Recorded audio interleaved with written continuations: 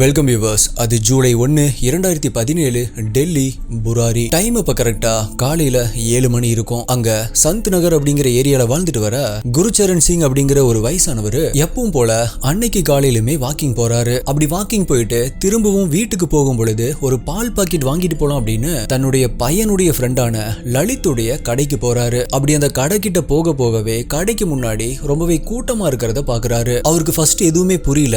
ஏன் இப்படி கடைக்கு முன்னாடி இவ்வளவு கூட்டமா நின்னுட்டு இருக்காங்க அப்படின்னு யோசிச்சுட்டு அந்த கூட்டத்தை எல்லாம் தள்ளி கூட்டத்துக்கு முன்னாடி வராரு. அப்பதான் இனிமே கடை திறக்கப்படல அப்படிங்கிறது அவருக்கு தெரியுது. ஆனா பொதுவா எப்பவுமே காலையில 5 மணிக்கு எல்லாமே அந்த கடையை திறந்துருவாங்க. பிகாஸ் இவங்க கடை ஆரம்பிச்ச காலகட்டத்தில இருந்தே இந்த டைமுக்கு கடை திறந்துருவாங்க. ஆனா இன்னைக்கு காலையில 7 மணி ஆகியுமே கடை இனிமே திறக்கப்படல அப்படிங்கிறது குருச்சரனுக்கு ஒரு சந்தேகத்தை ஏற்படுத்துது.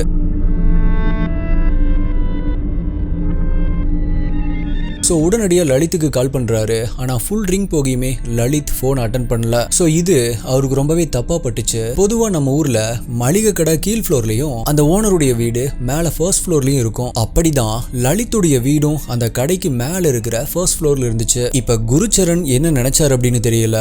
மேலே ஃபர்ஸ்ட் ஃப்ளோர்ல இருக்கிற லலித்துடைய வீட்டுக்கு ஸ்டெப்ஸில் ஏறி போக ஆரம்பிக்கிறாரு. அப்படி போனவர் அந்த வீட்டுடைய கதவை தட்டலாம் அப்படின்னு சொல்லிட்டு கதவு மேலே கை வைக்கிறாரு. ஆனால் அந்த கதவு லைட்டாக ஓப்பன் ஆகுது. உள்பக்கமா தாள் போடப்படல அப்படிங்கிறது அவருக்கு தெரியுது. சோ அப்படி லாக் போடப்படாம சாத்தியிருந்த அந்த கதவை திறந்து பார்க்கும் பொழுது அந்த வீட்டுக்குள்ள அவரு பார்த்த அந்த காட்சி குருச்சரனுடைய நாடி நரம்பு எல்லாத்தையுமே நடுங்க வச்சுது அப்படின்னு சொல்லலாம். ஒரு நிமிஷம் அவர் என்ன பார்த்துட்டு இருக்காரு, அவருக்கு முன்னாடி அவர் பார்த்துட்டு இருக்கிறது உண்மைதானா அப்படின்னு மிரண்டு போய் அங்க நின்றுட்டு இருந்தாரு. இன்ஃபேக்ட் இன்னும் சொல்ல போனா அவரு தான் பார்க்கறது கனவா நிஜமானு கூட அவருக்கு தெரியல.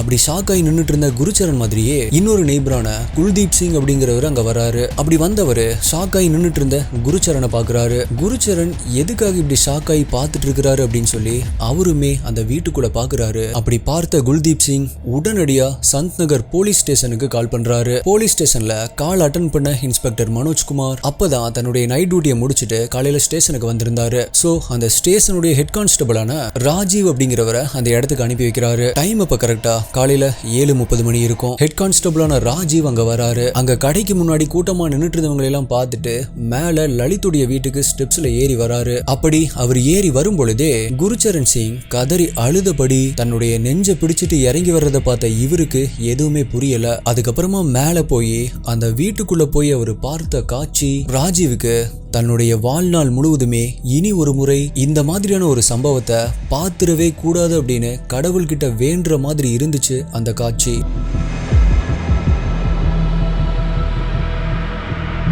ஸோ இதை பார்த்த அடுத்த செகண்ட் அவர் இன்ஸ்பெக்டர் மனோஜ்குமாருக்கு கால் பண்றாரு. சார், இங்க நிலைமை நம்ம நினைச்ச மாதிரி இல்ல, ரொம்பவே இம்பார்ட்டன்ட், நீங்க உடனடியா இங்க வந்தாகணும் அப்படின்னு சொல்றாரு. நிலைமையை புரிஞ்சுக்கிட்ட இன்ஸ்பெக்டர் மனோஜ்குமாரும் அங்க உடனடியா வராரு. அப்படி இன்ஸ்பெக்டர் மற்றும் போலீஸ் டீம் அங்க வந்தப்ப அவங்களுடைய ஜேர்னில எத்தனையோ கொடுமையான கிரைம் சீனை பார்த்திருப்பாங்க. உடல் நசுங்கினது, துண்டு துண்டா உடல்கள் வெட்டப்பட்டது, இந்த மாதிரி எத்தனையோ கோரமான காட்சிகளை பார்த்திருப்பாங்க. ஆனா இப்ப அவங்க பார்த்த இந்த காட்சி அவங்களுடைய மன சமன்பாடு டோட்டலா நொறுக்கிருச்சு. அப்படி போலீஸ் என்ன பார்த்தாங்க அப்படின்னா அந்த வீட்டுக்குள்ள ஒரு ஹால் இருக்கு. அதோடைய ரூஃப் ஓபன் ரூஃபா இருக்கும். அந்த ஓபன் ரூஃப்ல கிரில் கம்பிகள் அமைச்சிருப்பாங்க. அந்த கிரில் கம்பிகள்ல அந்த குடும்பத்தை சேர்ந்த 11 நபர்களும் தூக்குல தொங்குனபடி இறந்து கிடந்திருக்காங்க. அது பார்க்க எப்படி இருந்துச்சு அப்படின்னா ஒரு ஆலமரத்துல அதோடைய விழுதுகள் எப்படி கீழே தொங்கிட்டு இருக்குமோ அந்த மாதிரி அந்த வீட்டுடைய ஹால்ல 11 பேர் தொங்கிட்டு இருந்திருக்காங்க.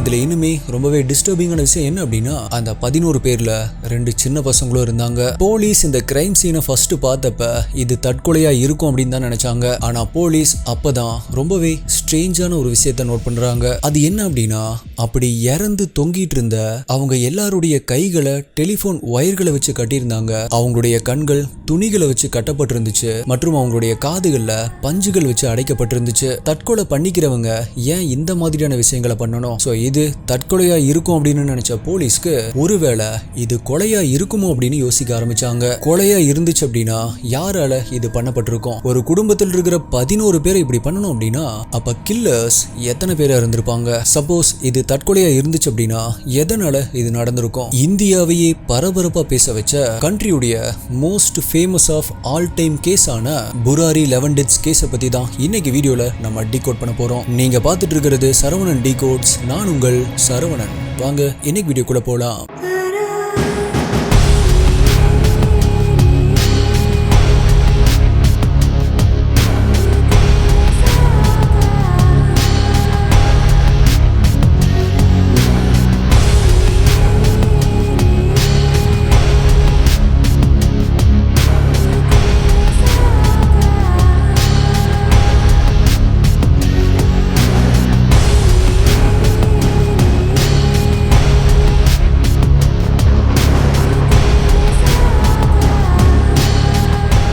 உங்களுக்கு crime thriller, mystery, strange, solved, unsolved cases இதெல்லாம் பிடிக்கும் அப்படின்னா நீங்க இதோடைய ஃபேன் அப்படின்னா இப்பவே நம்மளுடைய சேனலுக்கு சப்ஸ்கிரைப் பண்ணிக்கோங்க. ஏன் அப்படின்னா இந்த மாதிரியான வீடியோஸ் தான் ஒரு நாள் விட்டு ஒரு நாள் நம்மளுடைய சேனல்ல வரும். மேலும் இந்த வீடியோல நான் சொல்ற யூடியூப்ல காமிக்க முடியாத crime scene images, crime scene videos எல்லாமே நம்மளுடைய டெலிகிராம் குரூப்ல தான் அப்டேட் பண்ணுவேன். யூடியூப்ல கரெக்டா நோட்டிபிகேஷன் வராதவங்களுக்குமே அங்க இன்ஸ்டன்டா அப்டேட் வந்துடும். நம்மளுடைய அஃபீஷியல் டெலிகிராம் குரூப்புடைய லிங்க் டிஸ்கிரிப்ஷன் பின்னாடி கமெண்ட்ல கொடுத்துருக்கேன். அதுல ஜாயின் பண்ணி செக் பண்ணி பாருங்க.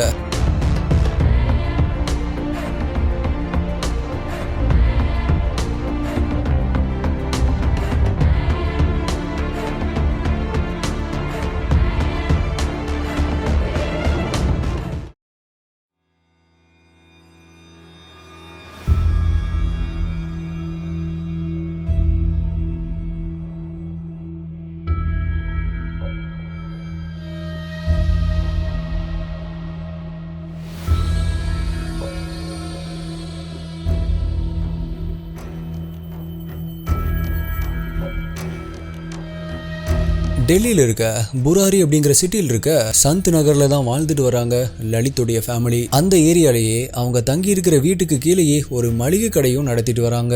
டெல்லியில மளிகை கடை வைக்கிறது அப்படிங்கிறது சாதாரணமான ஒரு விஷயம் கிடையாது. இங்க ஒரு சூப்பர் மார்க்கெட் வச்சு நடத்துற மாதிரி தான் மளிகை கடை அங்க. இந்த குடும்பம் 11 பேர் கொண்ட ஒரு ஜாயிண்ட் ஃபேமிலி. 80 வயதான நாராயண தேவி, அவங்களோட முதல் பையனான புவனேஷ், 2வது பொண்ணான பிரதீபா, 3வது பையனான லலித். இவங்க 3 பேருடைய ஃபேமிலி மற்றும் குழந்தைகள் அப்படின்னு மொத்தம் 3 தலைமுறைகளுமே அந்த வீட்டுல தான் வாழ்ந்துட்டு வந்திருக்காங்க. அந்த வீட்டுடைய மூத்த பையனான புவனேஷ் தான் அந்த மளிகை கடையை பார்த்துட்டு இருந்திருக்காரு. இந்த மாதிரியான ஒரு நிலைமையில தான் நான் இன்ட்ரோல சொன்ன மாதிரி ஜூலை 1ஆம் தேதி எப்பவுமே காலையில திறக்கப்பட வேண்டிய அந்த கடை திறக்கப்படல. அதுக்கு பதிலா அந்த குடும்பம் முழுவதுமே தூக்குல தொங்கிய நிலைமையில கண்டுபிடிக்கப்படுறாங்க. இதை தொடர்ந்து இனிஷியலா கிரைம் சீனை பார்த்த போலீஸ் இது தற்கொலையா இருக்கும் அப்படின்னு நினைச்சாங்க. ஆனா அப்படி தூக்குல தொங்கிட்டு இருந்தவங்களுடைய கைகள், கண்கள் இது எல்லாமே கட்டப்பட்டிருந்ததை பார்த்து இது ஏன் ஒரு கொலையா இருக்கக்கூடாது அப்படிங்கிற ஆங்கிள் விசாரிக்க ஆரம்பிச்சாங்க.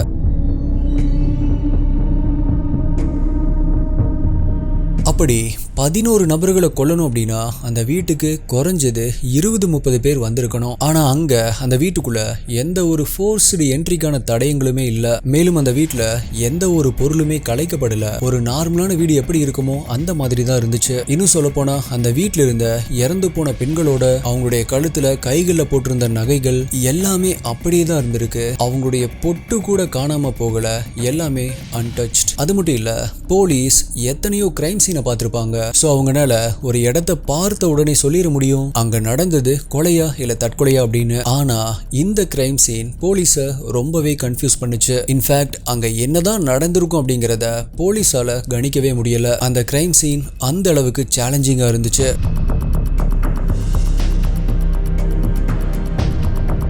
இப்ப டெல்லியில இந்த மாதிரி ஒரே வீட்டுல 11 நபர்கள் இறந்து போயிருக்கிறாங்க அப்படிங்கிற நியூஸ் ரொம்பவே வைரலாக ஆரம்பிக்குது. சில பேர் இது ஃபேக் நியூஸ் அப்படின்னு நினைச்சாங்க. அப்பதான் நவபாரத் டைம்ஸ் அப்படிங்கிற பத்திரிகையில ஸ்பெஷல் கரஸ்பாண்டண்டா இருக்கிற விசால் ஆனந்த் அப்படிங்கிறவரு முதல் முறையா இந்த கேஸை பத்தி ட்விட்டர்ல ஒரு ட்வீட் போடுறாரு. இதனாலதான் இந்த கேஸ் வெளி உலகத்துக்கு அபிஷியலா உறுதிப்படுத்தப்பட்டுச்சு. டைம் இப்ப கரெக்டா காலையில ஒரு 8:30 மணி இருக்கும். டெல்லியில இருக்கிற எல்லா மீடியாவுமே சம்பவ இடத்துக்கு வந்து குவிஞ்சிடுறாங்க. இதனால சந்த் நகர் முழுவதுமே ரொம்பவே பதட்டமான ஒரு சூழலா மாற ஆரம்பிக்குது. இந்த கேஸுடைய வீரியத்தை அதிகரிக்கும் விதமா போலீஸ் அங்க கிரைம் சீனுக்கு வர்றதுக்கு முன்னாடியே அந்த பகுதியில வாழ்ந்துட்டு வர சில நபர்கள் அங்க கிரைம் சீனுக்குள்ள நுழைஞ்சு போட்டோஸ் மற்றும் வீடியோஸை எடுக்க ஆரம்பிச்சுட்டாங்க. அப்படி எடுக்கப்பட்ட videos social media, WhatsApp groups அப்படின்னு இந்த கேஸ் தீ மாதிரி பரவ ஆரம்பிச்சது. ஆனா இதை தெரிஞ்சுக்கிட்ட போலீஸ் டெல்லியில் இருக்கிற எல்லா நியூஸ் மீடியா கிட்டையும் இந்த வீடியோ ரொம்பவே ப்ரூட்டலா ரொம்பவே டிஸ்டர்பிங்கா இருந்ததால எந்த மீடியாவுமே இதை ஒளிபரப்பு செய்யக்கூடாது அப்படின்னு ஒரு அறிக்கை விடுறாங்க. But it's too late. இந்த வீடியோ ஆல்ரெடி டெல்லியில் இருக்க முக்காவாசி நபர்களுடைய போன்ல சேவ் செய்யப்பட்டிருந்துச்சு.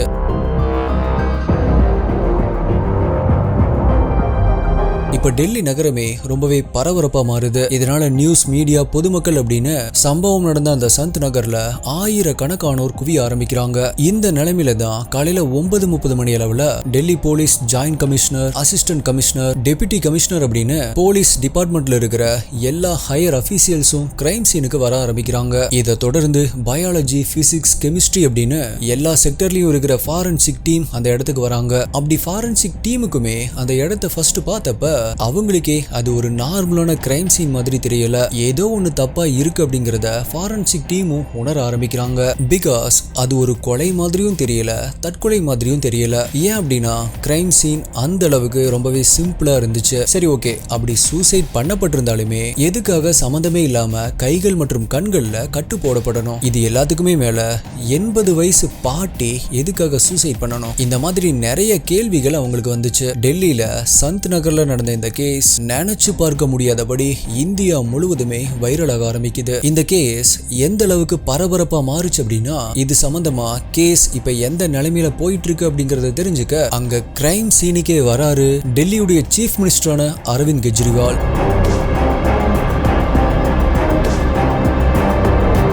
ஒரு கிரைம் சீனுக்கு சீஃப் மினிஸ்டர் சிஎம் வராரு அப்படிங்கிறது சாதாரணமான விஷயம் இல்ல. சிஎம்ஏ அங்க வந்ததால மீடியா மற்றும் மக்கள் இனிமே அதிகமா அங்க கூட ஆரம்பிக்கிறாங்க. அங்க என்ன நடந்துட்டு இருக்கு அப்படிங்கறத பார்க்க ரொம்பவே ஆர்வமா அங்க இருக்கிற வீட்டுகளுடைய மொட்டை மாடிகள் மற்றும் பால்கனி அப்படின்னு ஏறி எல்லாத்தையுமே வேடிக்கை பார்க்க ஆரம்பிச்சாங்க. இன்னும் சொல்ல போனா அந்த ஸ்ட்ரீட்ல ரொம்பவே குறுகி அந்த இடத்துல ஆயிரக்கணக்கான மக்கள் அலைமோத ஆரம்பிச்சாங்க. இதனால டோட்டலா அந்த இடமே ரொம்பவே பதட்டமான ஒரு சூழ்நிலையா மாற ஆரம்பிச்சது. நிலைமை இப்ப ரொம்பவே மோசமா போறத உணர்ந்த போலீஸ், பேரிகார்ட்ஸ் மற்றும் ஸ்பெஷல் ஃபோர்ஸ் டீம் அங்க களமிறக்கி அங்கிருந்த மக்களை கட்டுப்படுத்த ஸ்டார்ட் பண்ணாங்க. At the same time police மற்றும் ஃபாரன்சிக் டீமுமே அந்த வீட்ல ஏதாவது எவிடன்ஸ் கிடைக்குது அப்படின்னு தரவா சர்ச் பண்ணிட்டு இருந்தாங்க. ஏதாவது சந்தேகப்படுற மாதிரியான ஆதாரங்கள் கிடைக்குதா அப்படின்னு தேடிட்டு இருந்தாங்க. ஆனா அப்படி எந்த விதமான எவிடன்ஸுமே கண்டுபிடிக்கப்படல.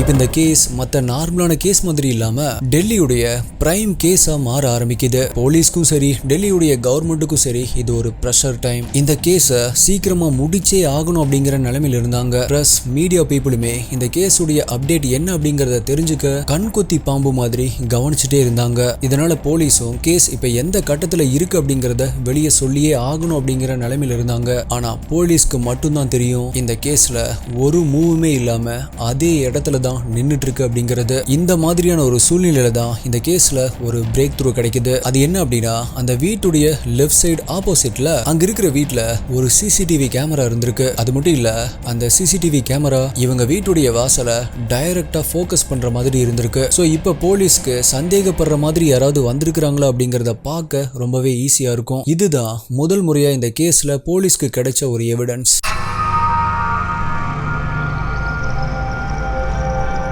இந்த ஒரு எவிடன்ஸை வச்சுதான் இந்த கேஸுடைய அடுத்த கட்டம் இருக்கு அப்படின்னு உணர்ந்த போலீஸ் லாஸ்டா ஒரு மாசம் அந்த சிசிடிவில பதிவான எல்லாத்தையுமே ஒரு ஃப்ரேம் கூட விடாம இன்ச் பை இன்ச்சா பார்த்தாங்க. ஃபர்ஸ்ட் டே ஃபுட்டேஜை பாக்குறாங்க, செகண்ட் டே ஃபுட்டேஜை பாக்குறாங்க, தேர்ட் டே, ஃபோர்த் டே அப்படின்னு லாஸ்டா ஒரு மாசம் இருக்கிற ஃபுட்டேஜ் பார்த்து முடிக்கிறாங்க. ஆனா சந்தேகப்படுற விதமா அந்த வீட்டுக்கு யாருமே வரல. இன்ஃபேக்ட் சம்பவம் நடந்த முந்தைய நாள் நைட்டு கூட எந்த ஒரு அவுட் சைடருமே வீட்டுக்குள்ள நுழையல. அப்பதான் போலீஸ் ஆபீசர்ஸ் அந்த ஃபுட்டேஜ்ல ரொம்பவே ஸ்ட்ரேஞ்சான ஒரு விஷயத்தை பாக்குறாங்க. அது என்ன அப்படின்னா, ஜூன் 29 இரவு 10 மணி அளவுல லலித்துடைய மனைவி டீனா மற்றும் அவங்களுடைய பையன் சிவம் 4 பிளாஸ்டிக் ஸ்டூல்ஸ கடையில இருந்து வாங்கிட்டு வர்றது ரெக்கார்ட் ஆகி இருந்துச்சு. அடுத்த நாள், அதாவது ஜூன் 30ஆம் தேதி, இன்னும் தெளிவா சொல்லணும் அப்படின்னா சம்பவம் நடந்ததுக்கு முந்தைய நாள் இரவு அதே மாதிரி நைட்டு 10:30 மணிக்கு டீனாவும் புவனேஷ் சவிதாவுடைய மகள் நீத்துவும் இன்னுமே 5 பிளாஸ்டிக் ஸ்டூல்ஸை வாங்கிட்டு வர்றது ரெக்கார்ட் ஆகி இருந்துச்சு. அதுக்கப்புறமா ஒரு அரை மணி நேரம் கழிச்சு சிவம் கீழ் ஃப்ளோர்ல இருக்கிற அவங்களுடைய கடையில இருந்து ஏதோ ஒண்ணு கையில எடுத்துட்டு போறது ரெக்கார்ட் ஆகி இருந்துச்சு. அதை ஜூம் பண்ணி பார்க்கும் பொழுதுதான் தெரிய வருது அது ஒரு டெலிபோன் வயர் அப்படிங்கிறது. இது வேற எதுவும் இல்ல, இறந்து போன எல்லா நபர்களுடைய கையில கட்டப்பட்டிருந்த அதே டெலிபோன் வயர் தான்.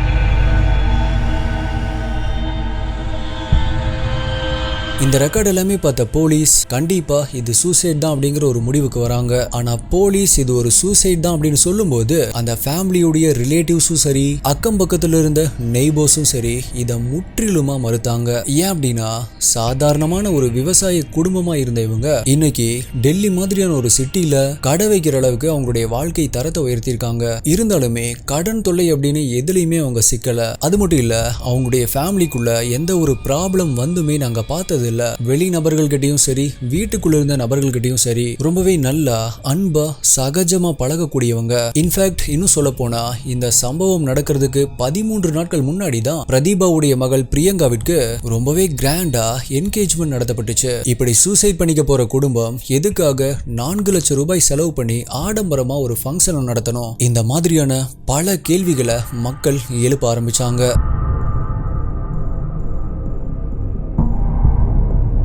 இதனால மக்கள் என்ன சொல்ல ஆரம்பிச்சாங்க அப்படின்னா, போலீஸ் இந்த கேஸை சீக்கிரமா க்ளோஸ் பண்றதுக்கு தான் இது ஒரு தற்கொலை அப்படின்னு சொல்றாங்க அப்படின்னு போலீஸ் மேல குற்றம் சாட்ட ஆரம்பிச்சாங்க. இப்படி போலீஸ் கொந்தளிச்சிட்டு இருந்த அதே சமயத்துல தான் இந்த கேஸ் டெல்லியுடைய கிரைம் பிரான்ச்சுக்கு மாத்தப்படுது. அப்ப கிரைம் பிரான்ச் சார்பா சம்பவம் நடந்த இடத்துக்கு விசிட் பண்றதுக்கு கிரைம் பிரான்ச்சுடைய டெபுட்டி கமிஷனரான ஜாயன் டிர்கே அங்க வராரு. அப்படி கிரைம் சீனுக்கு வந்த டிசி ஜாய் அவர்களுமே மர்டர் செய்யப்பட்டு அதுக்கப்புறமா இது ஒரு தற்கொலை மாதிரி தெரியறதுக்காக தூக்குல தொங்க விடப்பட்டிருக்கணும் அப்படின்னு யோசிக்கிறாரு. சோ இப்ப கிரைம் பிரான்ச் டீம் அந்த இடத்தை சர்ச் பண்ண ஆரம்பிக்கிறாங்க. அப்பதான் அந்த வீட்ல ரொம்பவே ஸ்ட்ரேஞ்சான ஒரு கோ இன்சிடென்ட்ஸை நோட் பண்றாங்க.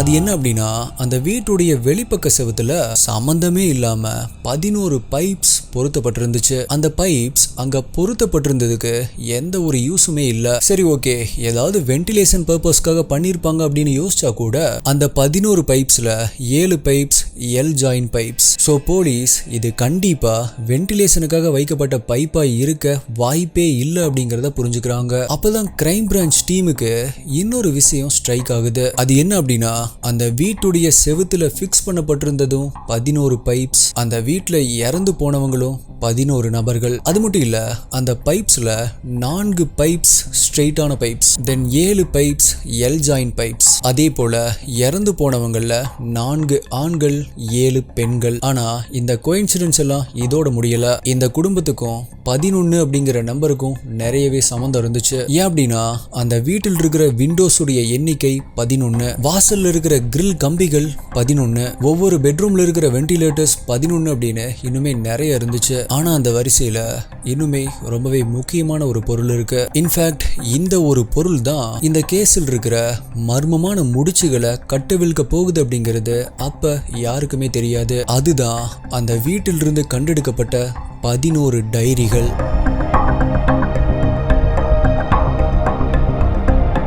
அந்த டைரி ஒவ்வொன்றுமே ஒவ்வொரு வருடத்துல யூஸ் பண்ணப்பட்டிருக்குது அப்படிங்கிறது தெரிய வருது. 2007ல முதல் டைரி, 2008ல இரண்டாவது டைரி அப்படின்னு 2018 வரைக்குமே எழுதப்பட்டிருந்துச்சு. சோ இதை பார்த்து சந்தேகம் அடைஞ்ச டிசி ஜாய் அவர்கள் அங்க கண்டெடுக்கப்பட்ட எல்லா டைரிஸையுமே அவருடைய ஆபீஸ் கேபினுக்கு எடுத்துட்டு போய் ஒரு வாரம் முழுக்க யாரு கூடயுமே பேசாம அந்த டைரியில என்ன எழுதியிருக்கு அப்படின்னு ரொம்பவே ஆர்வமா படிக்க ஆரம்பிக்கிறாரு. ஆனா அந்த டைரி எல்லாருடைய வீட்டுக்கு எழுத்துக்கள் இருக்கிற மாதிரி நார்மலான ஒரு டைரி கிடையாது. ரொம்பவே ஸ்ட்ரேஞ்சா வித்தியாசமா இருந்துச்சு. இன்னும் குறிப்பா சொல்லணும் அப்படின்னா 24 ஜூன் 2018 அன்னைக்குதான் அந்த டைரியில கடைசி வரிகள் எழுதப்பட்டிருந்துச்சு. ஆனா அப்படி எழுதப்பட்டிருந்த அந்த வரிகளை படிச்சப்ப இவரு அந்த வீட்டுல பார்த்த அந்த கிரைம் சீனை, அந்த காட்சிய அப்படியே எழுத்து வடிவுல பார்க்கிற மாதிரி இருந்துச்சு. போலீஸுடைய கேஸ் ஃபைல்ல கூட கிரைம் சீனை இவ்ளோ நுணுக்கமா இவ்ளோ தெளிவா டெஸ்கிரைப் பண்ணிருப்பாங்களா அப்படின்னு அவருக்கு தெரியல.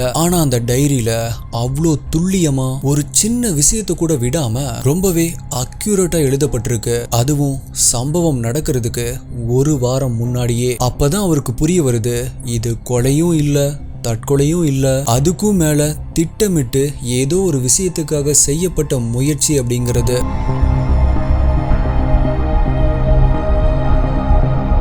சோ அது என்ன முயற்சி? கொலையும் இல்ல, தற்கொலையும் இல்ல அப்படின்னா வேற என்ன அது? அந்த டைரியில அப்படி என்ன இருந்துச்சு? போலீஸ் இந்த கேஸ எப்படி சால்வ் பண்ணாங்க? சந்தோஷமா செழிப்பா இருந்த ஒரு குடும்பம் எதுக்காக இப்படி ஒரு முடிவை எடுக்கணும்? இந்த கேள்விகளுக்கான விடை எல்லாமே போன் சில்லிங்கான இந்தியாவுடைய one of the most brutal, ரொம்பவே ஸ்ட்ரேஞ்ச் கேஸான இந்த கேஸுடைய பார்ட் 2 வீடியோல நாளை மறுநாள் பார்க்கலாம். ஸோ STI இன்வெஸ்டிகேட்டர்ஸ், நீங்க இந்த கேஸை பத்தி என்ன நினைக்கிறீங்க? மறக்காம உங்களுடைய கருத்துக்களை கீழே கமெண்ட் பண்ணுங்க. உங்களுடைய பெஸ்டான கமெண்ட் அடுத்த வீடியோல வரும். ரொம்பவே ஸ்ட்ரேஞ்சான பார்ட் 2 வீடியோல மீட் பண்றேன். நன்றி, பாய்.